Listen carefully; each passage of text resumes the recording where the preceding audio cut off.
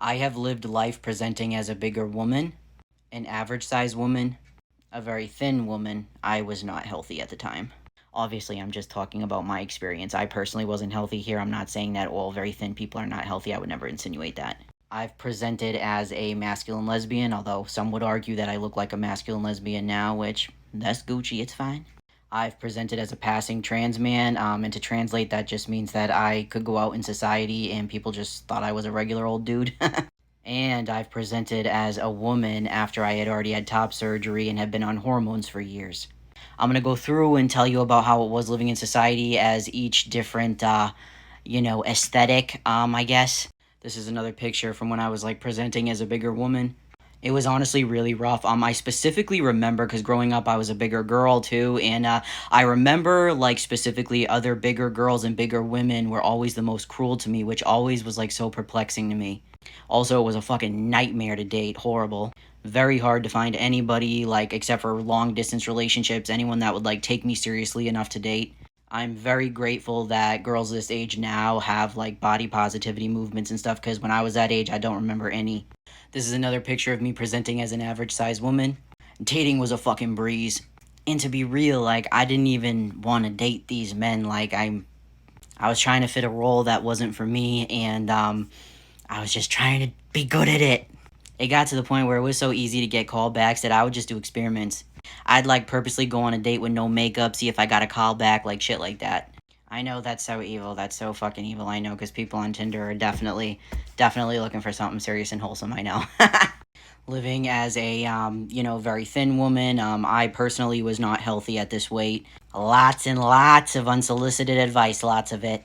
Granted, I needed it, but shut up. Once again, very easy to date. Turns out, doesn't matter how fucking thin you are. Back then, as long as you were thin, it was easy to get a date. I don't know. I'm sorry, I'm just telling it like it is. Like, I guess I should sugarcoat it, but I'm not gonna, so. Me presenting as a masculine lesbian, I would say it was pretty easy to date, but also I was, like, ecstatic because finally, like, I was at least partially kinda sorta out. So, like, I could date whoever the fuck I wanted, and I loved it. Society, honestly, didn't treat me too badly here. When society sees me as I am now, even if they think that I'm a lesbian, I'm not treated like unicorn farts as much, but I've had top surgery, you don't gotta cry. One thing that bothered me when I was a passing trans dude is the way society treats fathers. Oh my god. When I would go out in public, like even now if I grow my beard out, I know like my son cannot be affectionate, like even just hugging me, because you will get looks. Which is odd because we tell men that they need to be more affectionate, but then it's like, ooh, no. I don't know. I'm running out of time. Let me know if you want a part two. I'm running out of time. So if anyone hasn't seen part one, all of these are pictures of me, and this isn't even the half of it. I've presented in many different forms, so I was just kind of sharing my experiences on, presenting in different aesthetics, how society treated me, how dating was, etc., etc. So I've already done what it was like as a bigger woman, an average-sized woman, a masculine lesbian, and a very thin woman. This is like right before I entered recovery, maybe a little before. So as I said before, I've had top surgery. You can blatantly see my scars and everything, but this is where we left off. This is me when I, pass as a male, which means I can go out in society, and people don't question me being male. Right now, like as I am now, they do. But when I look like this, I just assimilate better. So aside from what I talked about in the previous video, mental health is something that I noticed a difference in. Or the stigma surrounding mental health, I should say. I have severe anxiety, so I suffer from panic attacks, especially in public and especially in stores. And although it depends on the situation, and even during this time, like, there were people that were, very kind and helpful towards me, I noticed that I was treated much different looking like this, obviously fully clothed, when I would have panic attacks in public.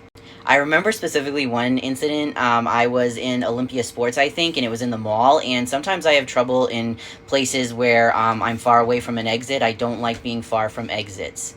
So I was panicking because of this, and I really think that the cashier thought that maybe I was about to like air out the place or something. I don't know. Which like I get, cause like I look like I'm out of my mind. Like I pace around. Sometimes I even scratch my neck. It looks like I'm jonesing when I'm in a panic attack. But do I think that they'd react like that when I'm like a feminine woman? No. To be fair though, people still definitely, even as I am now, they were kind of like, taken aback when I have anxiety in public. So next I'm going to talk about when I detransitioned and presented as a woman. This is already after I had top surgery. I had been on hormones for years. So during this time, my current husband, that I'm still married to, was the one that I primarily dated. We weren't married then, but we were like, dating. I did go on like one date, which he never lets me live down, and like I was on dating sites and stuff because I did ghost on him for a period because I didn't think he was going to stay with me like this during that time because he's gay. And here's the number one thing I learned: cis straight men do not care. A lot of them don't care. I shouldn't say all of them, but most of them do not care. I mean, I had my chest cut off, okay? I was on hormones for years and they'd still hit it. The only person I had hit me up that wasn't interested in dating me wanted to know if I could get them testosterone. They didn't care.